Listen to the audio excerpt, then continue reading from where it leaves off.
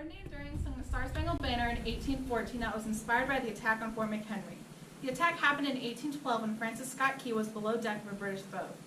He wrote the poem Defense on Fort McHenry while being detained and watching the bombs flying. Francis was an aspiring lawyer and poet. The Star-Spangled Banner became our national anthem in 1931. Franz Ferdinand was born on December 18th, 1863, and as I've mentioned every debate, his death started World War I when he visited Serbia. Okay. Franz Ferdinand was a very big game hunter. Being a game hunter, he had a personal record of, quote, 2,140 kills in one day, according to PBS.org. PBS.org also says that Franz was, quote, trigger happy, and that, quote, anything that moved he was ready to shoot. Franz Ferdinand also reportedly killed nearly 300,000 animals. Does that affect his impact? Which is not good. So, it's not an impact, not one character. Okay. World War I resulted in let me find it.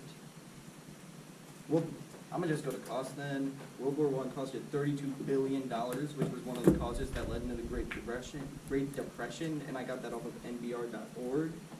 And then World War I also caused Roosevelt to enable the Good Neighbor Act, which was the first time we opened our arms to foreign countries since the Revolutionary War. Okay, so Franz Ferdinand could have actually avoided his assassination. Early in the day on June 28, 1984, Ferdinand arrived at Bosnia with his wife Sophie. Men from the side of the street threw a bomb towards their car. It landed under the tire, just missing Franz and Sophie. According to History.com, they narrowly escaped death when Serbian terrorists threw a bomb at their open-topped car. Instead of leaving Bosnia, then they stayed the rest of the day until a 19-year-old assassin shot Franz in the neck and Sophie was shot in the abdomen. Both died before they reached the hospital. According to PBS.org, Franz Ferdinand ignored the signs and warnings that Serbian terrorist group, the Black Hand, was plotting to assassinate him during his state visit. So he knew that people were going to assassinate him, but he still went anyways. He still got assassinated, so World War I still happened. I still don't see how that affects the impact. But if he would have listened to all of the things, then he wouldn't have been dead in the first place. But he didn't listen. And then he died, and then World War I happened. Yeah. So I don't see how that affects the impact. I don't know why he would go somewhere to get shot, but okay. Franz Ferdinand said, quote, there's always a reason why one has to die one day. According to Telegraph.com, when he said this to his wife, Sophie asked why he killed a white chamois. A chamois is a type of goat like antelope. So he said that there's always a reason why someone has to die. Okay, that's probably why he went. Because he realized that someone has to die eventually, so he just went anyway. From what you're saying, he realizes that death is inevitable, so he just went anyway. So you're going to die anyway, so I'm going to shoot you. That's what that means. Okay, I don't believe in that, but he did, so you wouldn't have no problem with that, I guess. All right. According to PBS.org, Franz Ferdinand was an ill-tempered, outspoken, headstrong man.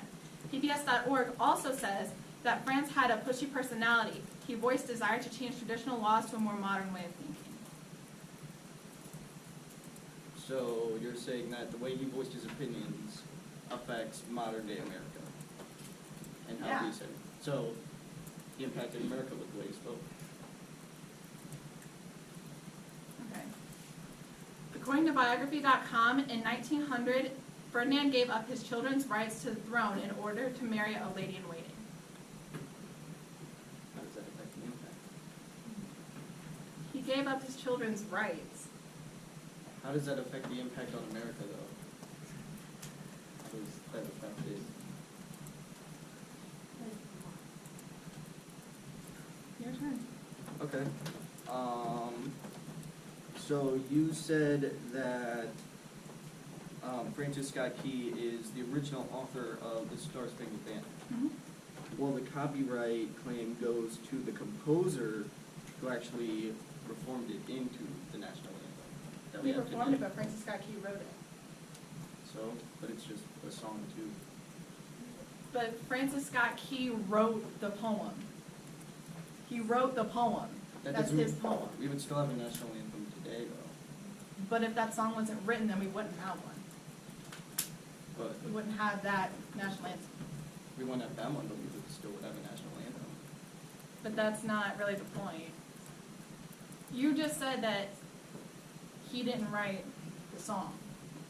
I said he wrote the poem, he didn't write the song though. Like, stuff in the poem was taken and put... But, no, Hold on, listen, hold the on. poem Give me- is, Give me a minute to explain myself. He wrote the poem, and things from the poem were put into the song. So it was reformed into the song, but the copyright claim goes to the composer. but Francis Scott Key wrote the words. The words were just put to a tune. That's exactly how it got turned into a song. This composer said, okay, this goes with this line, and made the same words, the exact same, and put a tune behind it. Okay. Alright,